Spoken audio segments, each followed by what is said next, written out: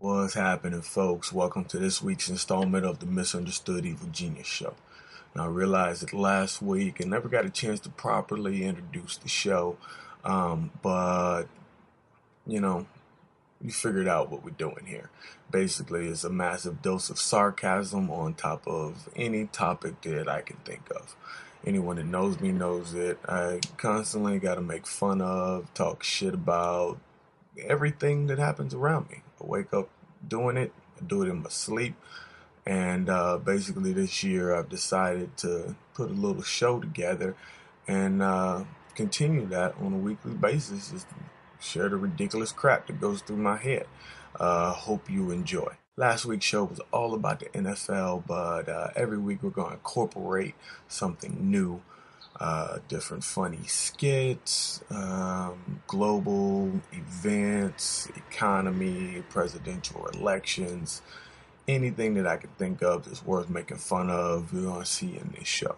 So I appreciate you guys tuning in. Anybody can hit me up on the Facebook. It's right below me.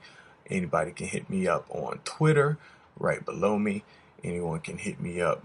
Just give me a holler, call me. Y'all know where I'm at. I'm only black man in Hawaii. Anyway, I'd like to get into this week's show. And first off, I'd like to thank you, Mr. Roger Goodell, for bringing back the real refs. Past couple weeks have been solid as far as games. It was a little shaky to start, but it's starting to come around and get things together. I'm glad that you, as a commissioner, realize that the refs are not the players. You can't just go ahead and trick the refs like you did the players with that bullshit collective bargaining agreement. Basically, you can't just dangle a whole bunch of shiny cars and dirty whores in front of them and be like, okay, I guess I'll take it. It's not going to work for them. Side note, though, when I do make it big and famous, the shiny cars and dirty whores are going to be a great perk. In fact, I plan on only buying condoms from Jacob the Jeweler, so that way my balls will glitter when I'm banging these model bitches. Oh yeah. Secondly, fuck you, Roger Goodell. What is with all these bullshit Thursday night games? And y'all might as well have games on Tuesdays and all this stuff. Everyone knows that Thursdays are reserved for the Rancheros of Southwest Appalachian State versus the Spider Monkeys of Saskatchewan Technical Institute. The game's supposed to be showed on ESPN 7 and it's be simulcast in Spanish and Japanese. I'm supposed to have real games on that day. It's just a warm up to get you ready for the weekend. Fucking up the warm up. Pull a hammy. Not be able to go. Sad. Now let's go ahead and get into this week's bullshit Thursday game. Pittsburgh versus Tennessee. Pittsburgh pulled out a tight one last week against Philly, but I don't see this one being that tight.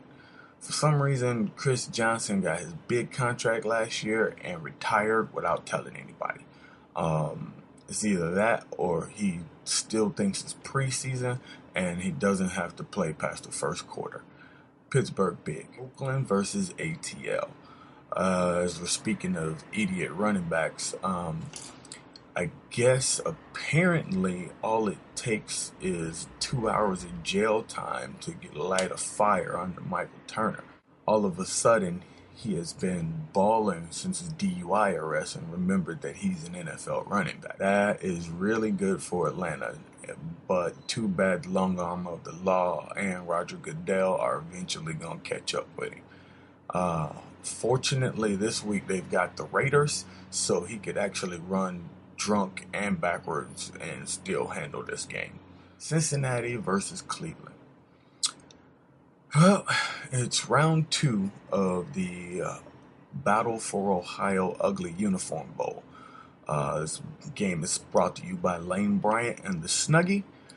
And even though it's a divisional rival, I do think my boys will get back on track and handle business up in Cleveland.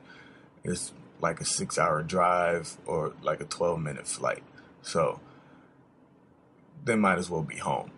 STL versus Miami. These two teams have been causing Vegas bookies to hang themselves all season. Nobody can figure out what they're going to do. I'm going to give this one to the Fins and a tight one at home. It's starting to be apparent, just like we had all suspected in the beginning, that Reggie Bush is better at carrying the rock than he is at carrying Kim Kardashian's purse. Quite obvious also that once he dropped that chick, he got his game back. Side note, Kanye West, please leave that bitch. She's a succubus. She lives off the talents of black men. She's the reason that Reggie Bush had to give his Heisman back. She's the reason that Ray J had a career. Ray J, the dude that's now forced to date chicks that didn't make the cut from Favor of Love. He actually had talent before her. I know that she's dead sexy.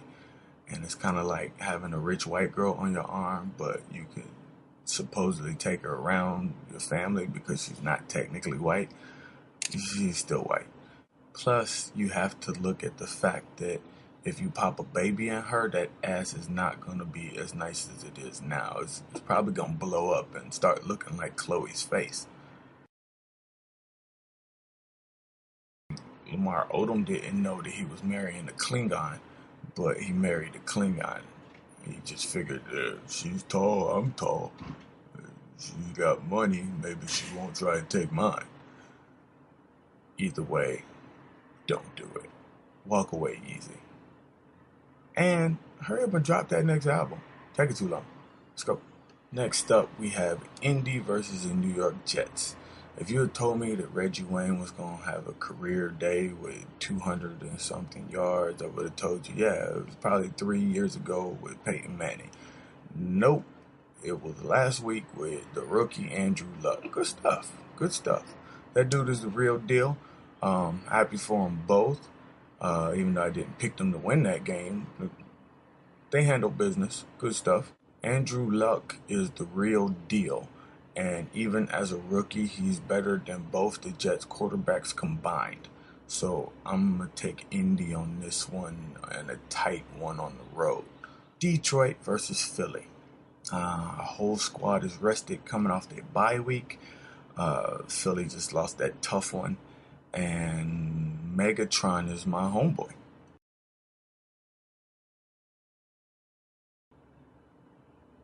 So, I'm going to have to go with Detroit and a high-scoring tight one on the road. It's going to be high. There's going to be a lot of points on that one. But I'm still picking Detroit. Dallas versus Baltimore. Big D has had a week for that embarrassing loss on Monday Night Football to just fester and get inside their bones, only to go against Baltimore and suffer another embarrassing loss. Prediction, Ed Reed runs one back. Maybe 4. Kansas City versus Tampa Bay.